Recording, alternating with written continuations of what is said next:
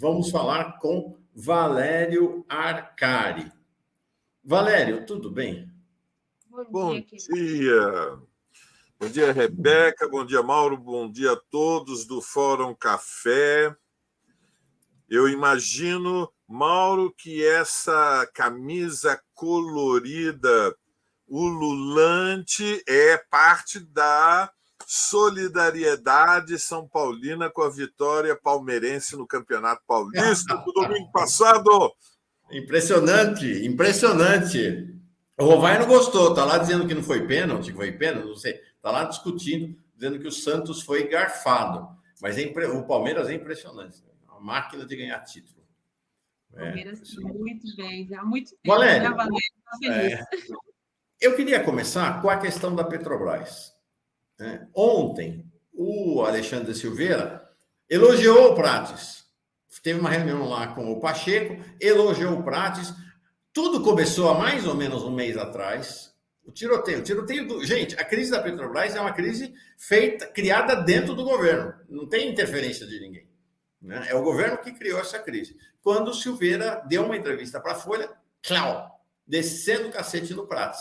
Ali abriu a confusão. O cargo do Prates ficou em risco. E aí, depois disso tudo, agora o Silveira está dando entrevista dizendo que o Prates é ótimo. Ele que conversou domingo com o presidente Lula, sugerindo que o Prates fique, contanto que ele assine uma carta de compromissos com o Ministério das Minas e Energia. O Zé Dirceu disse ontem que a fritura do presidente da Petrobras é um desastre e passa a impressão de que o Rui Costa quer derrubar o Haddad. Essa relação eu não entendi exatamente, mas ele diz assim, ele diz que é um desastre o que estão fazendo com o Jean Paul, é um desrespeito a ele. Diz que o processo de fritura do Prates, protagonizado pelo Silveira, é ruim para a imagem do governo. Passa a ideia de que um ministro, Silveira, derruba publicamente um presidente nomeado pelo PR, por Lula, da maior e mais importante empresa do país. Ele falou, fora as consequências para a Petrobras e para a nomeação de um substituto, seja ele o Aloysio Mercadante ou outro. E aí ele completa, mais grave ainda, dá a impressão de que o ministro da Casa Civil, Rui Costa, derrubará o ministro da Fazenda, Fernando Haddad. É uma crise interna, né, que vazou. Como é que a avaliação você faz dessa crise da Petrobras, do ponto de vista político? Bom, todo governo tem luta interna. Então, vamos começar apresentando... Quando um problema é complexo e há pouca transparência, há pouca informação, o melhor critério é nós nos aproximarmos dele por partes. Então, primeiro elemento. Todo governo tem contradições, todo governo tem conflitos internos, toda organização humana, a rigor, e governos de coalizão são uma organização muito complexa, porque os partidos são representação de classes, as classes não são homogêneas, ou seja, não existe só um partido que representa os capitalistas num país das dimensões e estágio de desenvolvimento como o Brasil, e, portanto, a luta interna é permanente e ela se desenvolve em torno de diferentes temas. E o governo Lula, ou seja, o quinto governo do PT, o terceiro governo Lula, ele é especialmente complicado na medida em que nós não estamos em 2013, ou seja, não é que o governo Lula ele surge depois de 4 anos do governo Bolsonaro, como expressão de uma onda de lutas que subverteu a relação de forças no Brasil. Não aconteceu o fenômeno Colômbia no Brasil prévio à eleição do Petro, ou seja, a rigor, existiu uma margem muito estreita na vitória do Lula sobre o Bolsonaro em função do desgaste, especialmente pelas peculiaridades do negacionismo do bolsonarismo durante a pandemia, de tal maneira que Não houve uma mudança qualitativa na relação social de forças. A extrema-direita é a oposição não é o PSDB liderado pelo Fernando Henrique, pelo Serra, há 20 anos atrás. Então, isto é muito importante para que aqueles que nos acompanham tenham a percepção de que, de um lado, a estabilidade do governo é muito menor do que era de Lula em 2003, nem vou falar em 2006, depois de ser reeleito, nem depois de 2010 com Dilma, que foi o auge da influência do lulismo. Bom, primeiro elemento. A oposição é outra, a relação de forças é outra, o governo tem um inimigo poderosíssimo pela frente, o que define a conjuntura não é a disputa entre o Rui Costa e o Haddad, ou entre o Prates e o Silveira. O que define a conjuntura é que o Bolsonaro está convocando uma manifestação para Copacabana e o Musk em solidariedade com a extrema-direita brasileira, porque a questão de fundo é se Bolsonaro e os generais vão ser presos ou não, ou se a extrema-direita vai estar na legalidade para disputar as eleições municipais. Então, é nesse contexto, tendo sentido das proporções, certo? Bolsonaro na oposição, Musk como parte da internacional da extrema-direita, em solidariedade com o Bolsonaro, atacando o Alexandre de Moraes e vendendo para dentro dos Estados Unidos a versão de que no Brasil há um regime ditatorial, que o Alexandre de Moraes é Maximilien Robespierre, que o governo Lula é uma ditadura. É neste contexto que vêm as lutas internas do governo. Petrobras. Petrobras é a maior empresa do Brasil. O Brasil é um dos 10 maiores produtores de petróleo e gás, portanto, mudou qualitativamente o lugar do Brasil e do Brasil no mercado mundial de energia. E a Petrobras mudou o seu lugar dentro do capitalismo brasileiro. Não é que ela é maior, ela é uma gigante, ela é de longe a maior empresa do Brasil. Entendem? Não há nenhum paralelo, não há nenhuma companhia que remotamente ocupe um lugar no que é o capitalismo brasileiro que não seja a Petrobras. Portanto, tem importância imensa, não há adjetivos, é gigantesca. Então, nesse contexto, há muitos conflitos de orientação estratégica que remetem, fundamentalmente, eu digo, a 3 temas. Vou citar os 3 temas, lembrando aqueles que nos acompanham que isto é uma dedução, ou seja, nós não temos informações internas, acesso ao debate que ocorre dentro da Petrobras e na relação do governo da Petrobras com o Ministério das Energias. Nós temos, muito indiretamente, alguma informação que permite, pelo método dedutivo, tirar conclusões, porque respondem aos problemas que estão colocados a rigor, não só no Brasil, mas em todos os países, quando tratamos da questão do petróleo. Primeira questão decisiva. Há oscilações permanentes no mercado do petróleo e uma dos elementos chaves para a dinâmica da vida econômica é se os preços internos do petróleo acompanham ou não a flutuação dos preços internacionais do petróleo. Sobre isso, existiram no Brasil muitas mudanças, mas tem imenso impacto pelos custos que tem petróleo e derivados de petróleo, gás e hidrocarbonetos em geral, sobre a economia nacional. Há, neste momento, uma defasagem, porque houve uma oscilação para cima dos preços do petróleo e, portanto, o custo da gasolina, do diesel e dos outros derivados está desvalorizado no mercado nacional. Ou seja, a Petrobras, para acompanhar a flutuação para cima do barril do petróleo, teria que reajustar os preços.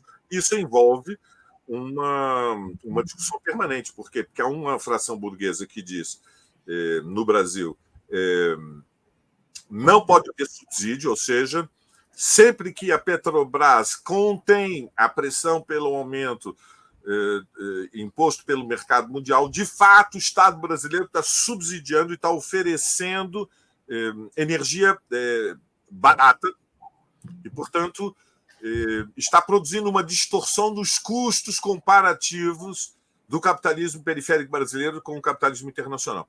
Bom, isso significa que na luta internacional por ocupação de posições de mercado, sempre que a energia no Brasil fica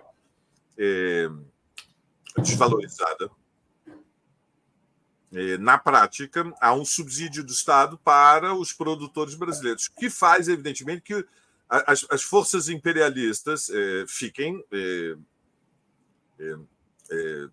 zangadas. Ou seja, veja, o Brasil é um país periférico, ou semi-periférico, intermediário, mas o Brasil conta, ou seja, não é irrelevante se os custos produtivos para produzir, seja lá o que for no mundo, são mais altos do que no Brasil, porque o Estado brasileiro decide subsidiar a energia. Por outro lado, isso coloca um problema para o povo brasileiro, que é que, se a Petrobras faz o reajuste permanente, aumenta a pressão inflacionária. Então, o governo tem interesse em conter a pressão inflacionária, porque sabe que isso envolve a sua popularidade. Diga, Mauro. Não, a gente queria mudar de assunto agora, né, Rebeca? Na verdade, eu quero perguntar também para você, Valério, como você vê o impacto desse fator Musk dentro desse cenário que você está trazendo para a gente? Não, mas mais além do que a Petrobras, né? Qual o impacto do fator Musk na vida política brasileira e qual o impacto dele no alavancar a extrema-direita, provavelmente com repercussão no ato do dia 21 lá, né? Isso, a gente falou bastante sobre isso mais cedo, né? Desse impacto todo que vai ter no dia 21. O Bolsonaro já está se manifestando lá no Rio de Janeiro, né? Muito bem.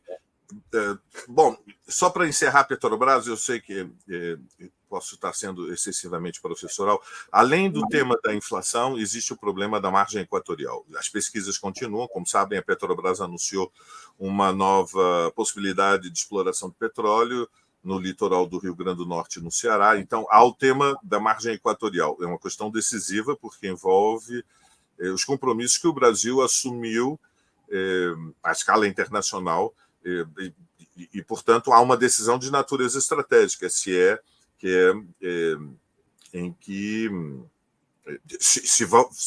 a Petrobras vai levar até o fim a exploração do petróleo na margem equatorial.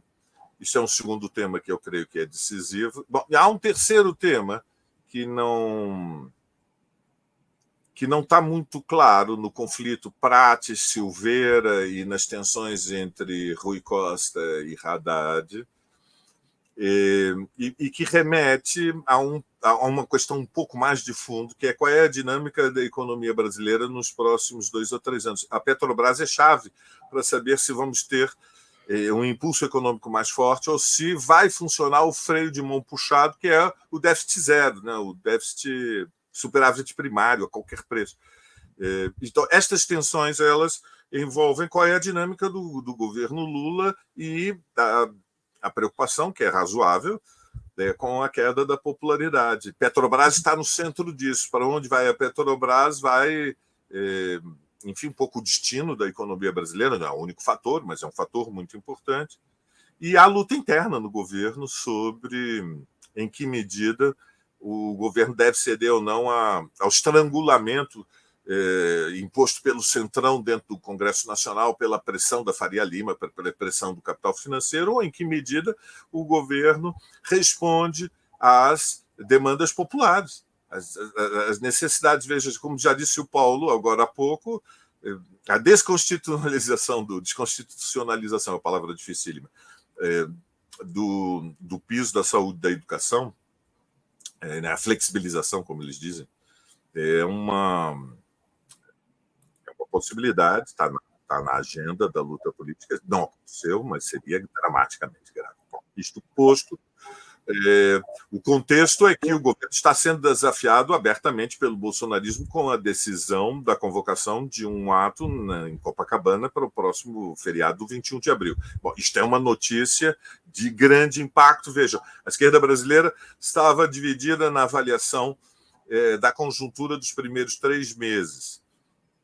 Uma parte na verdade, os mais influentes, né, as posições mais influentes dentro da esquerda brasileira, e, portanto, o governo, e tinha como, digamos, interpretação de que o melhor seria evitar qualquer tipo de polarização, contencioso mais forte com a extrema-direita. Ou seja, é como se o Lula no Planalto fizesse a seguinte escolha diante dos caminhos que as diferentes correntes da esquerda brasileira propõem.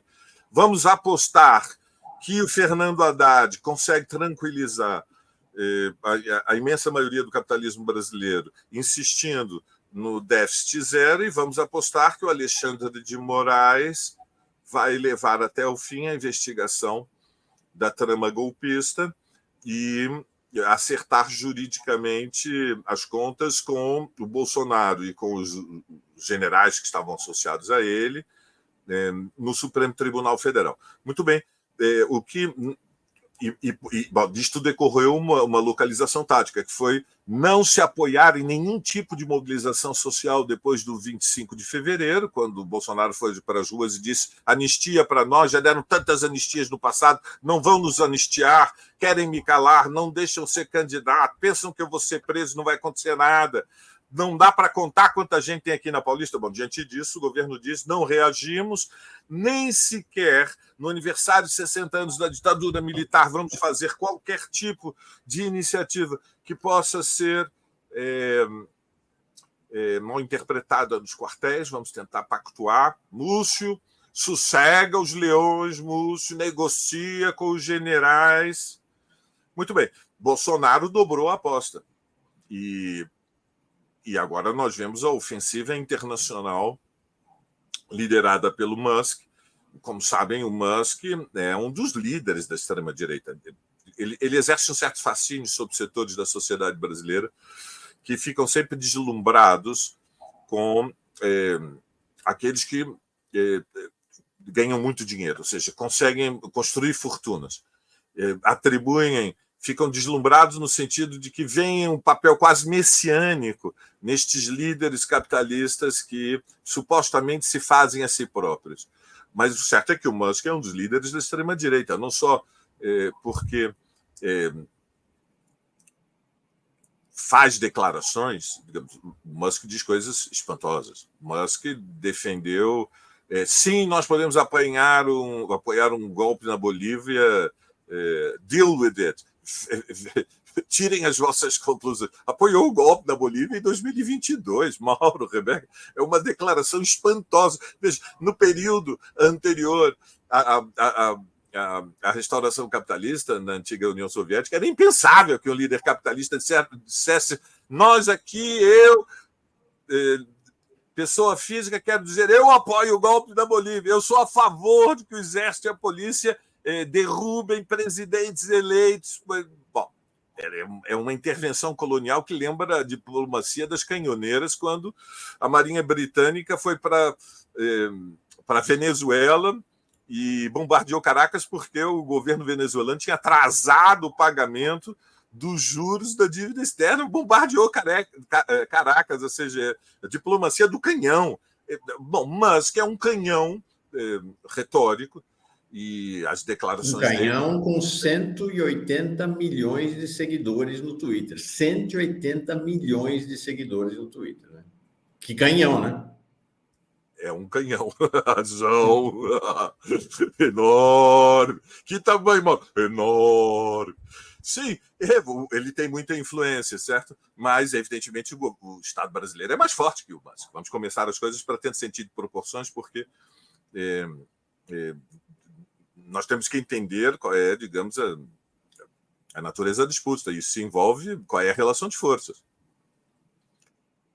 Claro que a gente pode dar um tiro no pé e podemos perder a batalha enquanto nação, mas o Musk fez um ataque à nação brasileira. Ao atacar o Supremo Tribunal Federal, ele decidiu intervir politicamente na sociedade brasileira e dizer para o mundo: o Brasil é uma ditadura, o Alexandre de Moraes é uma ameaça às liberdades democráticas, à liberdade de expressão, e, se for preciso, eu retiro o Twitter X do país. Bom, o Musk tem muitos interesses no Brasil e o Twitter é um deles. Né? Ele tem a Starlink, que é uma provedora de acesso à internet de grande velocidade. Ele tem interesses no lítio, evidentemente, pela importância que tem o lítio e outros minerais para a produção das baterias, mas a questão central é que ele tem um interesse que Bolsonaro não seja preso.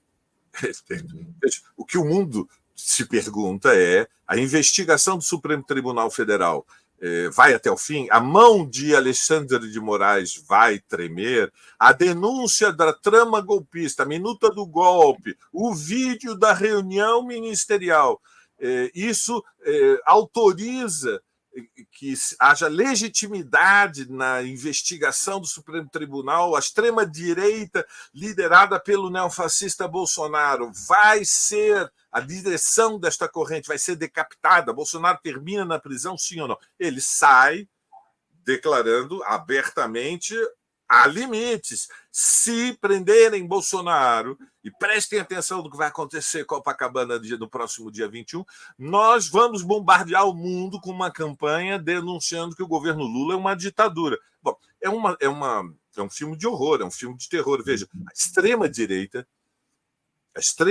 internacional denunciando que no Brasil há uma ditadura. É surrealista. A extrema-direita que defende governos autoritários, a extrema-direita que é nostálgica das ditaduras militares, a extrema-direita que é solidária com todo tipo de tirano, monstro que alguma vez exerceu o poder e, quando necessário, aniquilou fisicamente aqueles que se opunham ao seu controle do Estado, levanta a bandeira da liberdade de expressão, cujo centro é dizer: não toquem no Bolsonaro, ele é intocável. Se Bolsonaro for preso... Por quê? Porque o Brasil conta no mundo. Porque há eleições nos Estados Unidos. Porque Trump disputa, mas ainda com uma margem de certeza, a possibilidade de uma vitória sobre o Partido Democrata. E, portanto, nós já estamos vendo e voltaremos a ver, não creio que será um processo que não vai se repetir, é que o Bolsonaro tem uma rede de articulação de solidariedade internacional e ela, à medida em que o cerco se fecha, ela vai entrar em cena para defendê-lo. E é muito grave. Quero alertar. Não, imagina, né? A eleição do Trump é em novembro. Pelo ritmo que a coisa está indo no STF, vai ser perto desta data que vai ser o julgamento. Pelo jeito, vai ser por aí. Quer dizer, vai ter o primeiro julgamento. Vai ser com muita emoção, né? Vai ser com muita emoção. Não, agora, você imagina, se o Musk está fazendo esse estrago, imagine a força conjugada do Musk se o Trump vence a eleição. Então, Musk mais Trump presidente, avassalador, né? Não, o mundo é muito perigoso. Eu não poderia deixar de dizer que ainda estou muito reflexivo depois do resultado das eleições portuguesas, com o avanço do Chega. A votação do Ventura foi impressionante no aniversário de 50 anos da Revolução dos Cravos. E para não falar da eleição do Javier Milei na Argentina, no final do ano passado. Ou seja, nós estamos realmente diante de um movimento internacional que é político, social, cultural e que encontrou bases sociais. Eu tenho utilizado o termo ultradireita e dentro da ultradireita tendências, correntes neofascistas. É um conceito que utiliza uma certa metáfora histórica. Nós estamos nos anos 20, 30 do século passado, passaram 100 anos, é outra sociedade, evidentemente, mas há elementos comuns que são assustadores, são assombrosos, são espantosos, ou seja, há um problema, no fundo, que é para onde vai a civilização contemporânea, né, Mauro? Qual o destino do capitalismo? Nós estamos aqui no início da terceira década do século XXI. Qual o destino do capitalismo tal como nós conhecemos? E nós vemos que há muitos perigos no horizonte. E isto produz fraturas nas sociedades contemporâneas. Fraturas sobre o quê? Fraturas sobre um pouco sobre tudo. Ou seja, os neofascistas e esta ultradireita eles estão dizendo se nós não reduzirmos o custo dos regimes democráticos, porque o salário mínimo é alto demais, os custos previdenciários com a velhice são altos demais, porque o apoio aos desempregados é alto demais, o polo dinâmico do crescimento econômico se deslocou para a Ásia e, portanto, a supremacia ocidental, ou se quisermos a supremacia branca, cristã ocidental, se quisermos, sendo mais claro, a liderança norte-americana associada à Europa dentro do sistema de Estados, no sistema ONU, no mercado mundial, é evidente que esta é a liderança que está no poder, ela está ameaçada. Então, uma parte da sociedade diz: tenho medo dos chineses, ficou caro demais a democracia, menos direitos, tem direitos demais, portanto, querem nivelar as condições da produção e da vivência das massas por padrões asiáticos. Depois, existe o tema assustador, porém avassalador, do aquecimento global. Há uma parte da sociedade que, diante das evidências claras de que a descarbonização, ou seja, a substituição dos hidrocarbonetos por outras fontes renováveis, tem que ocorrer num intervalo muito breve. Isto é impossível sem aumentar os custos produtivos e, portanto, alguém tem que pagar. Não vai ser de graça a transição, porque o petróleo continua muito mais barato do que a eólica, do que a solar. Continua mais barato. Portanto, por que vai substituir se a lógica econômica é utilizar a fonte energética que permite reduzir custos e aumentar a margem de lucro? Tem que haver poder político dizendo porque não pode mais. Não pode mais. Dá para ouvir e quem não respeitar vai pagar o preço. Quem acender um fósforo e cremear uma árvore na Amazônia, nós vamos expropriar e não vamos indenizar toda a fazenda. E vai para a cadeia. E não vai ser a Pampulha. Bom, há uma parte da sociedade que diz: estes ambientalistas estão loucos. Isto é uma conspiração. Que perigo ambiental. O clima flutua, a Terra já foi mais quente, agora está mais fria, tem o eixo magnético.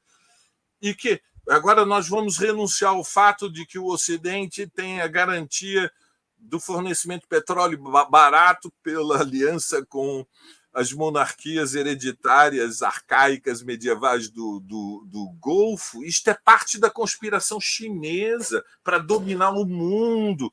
E depois há o perigo das massas, os mexicanos, os latinos, os árabes, os turcos. Eles comem comidas diferentes, eles cheiram diferente, eles têm roupas diferentes, o Deus deles é diferente. Aí vem a xenofobia, que é um discurso muito poderoso. Precisamos encerrar. Muito bem. Foi muito bom, muito bom. Ó, tem Valério ou nas vésperas do 21 de abril, ou no pós-21 de abril, para avaliar o que muda na conjuntura depois da manifestação fascista lá no Rio de Janeiro. Obrigado, Valério. Muito bem, aquele abraço, Rebeca, Mauro. Recebo com elegância a sua mensagem solidária com a vitória palmeirense gloriosa do domingo passado. Rebeca é corintiana, né? Não está gostando nada dessa história, né? Nem um pouco. Sempre corintiana. E assiste assim com o nariz torcido, viu, Valério? Muito bem. Valeu. Aquele abraço, bom dia para todos. Um abraço grande. Beijo, querido.